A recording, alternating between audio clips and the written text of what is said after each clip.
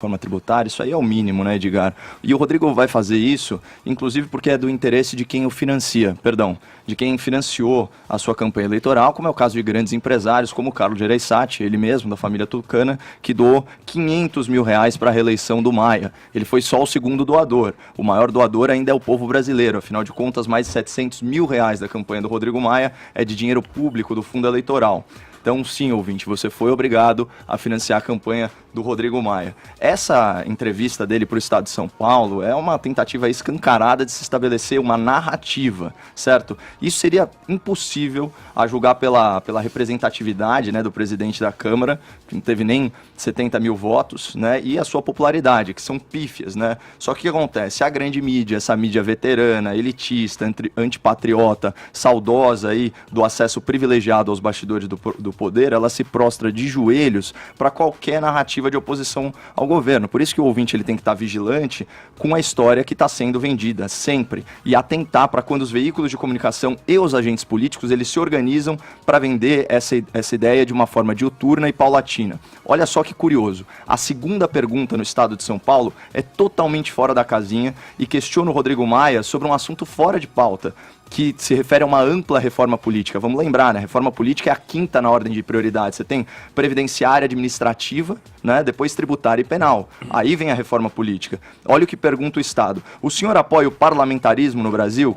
A partir de 2022, abre aspas para o Rodrigo Maia. Acho que pode ser o melhor mecanismo para governar o Brasil, mas não está na hora. Tem 5 meses de governo. Pode enfraquecer um governo que começou com grandes expectativas e elas estão se reduzindo. Como o próprio nome lhe sugere, né, no parlamentarismo o governo se forma a partir do parlamento, né, via maioria. Você constitui aí um gabinete ministerial a partir das lideranças partidárias. E esse gabinete é chefiado por um primeiro-ministro. Ele não é eleito diretamente pelo voto popular, ele é escolhido pelos seus pares. Então você tem essa fusão aí simbiótica entre poder legislativo, poder executivo, e o primeiro-ministro é o chefe de governo. O presidente fica só com uma função simbólica, institucional de chefe de Estado. Olha a contradição disso.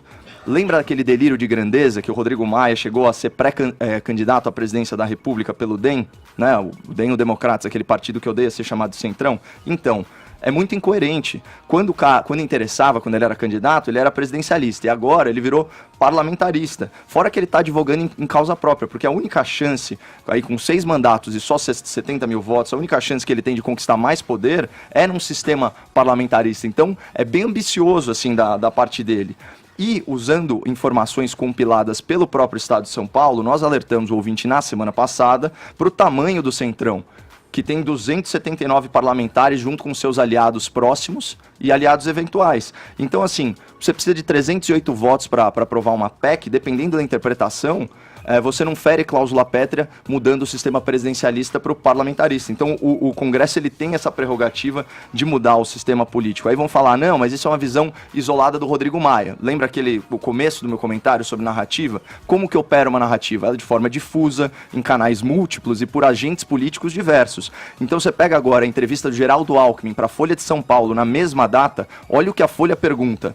Voltaram a falar na mudança para o parlamentarismo. Que coincidência. Abre aspas para o Geraldo Alckmin. Não é opção para agora. Olha, é o mesmo discurso, Edgar. Não temos nenhum sistema político partidário digno desse nome. Mas, adiante, feita a reforma política, é a opção. A sorte é que o Rodrigo Maia, presidente da Câmara, defende as reformas. Ouvinte, muita atenção. Os 2 maiores periódicos do Brasil, Folha e Estadão, concomitantemente reproduzindo o mesmo discurso antipresidencialista a partir de lideranças aliadas e egressas da velha política, o DEM e o PSDB. Se é uma coincidência ou não, fica a cargo do melhor juízo do ouvinte.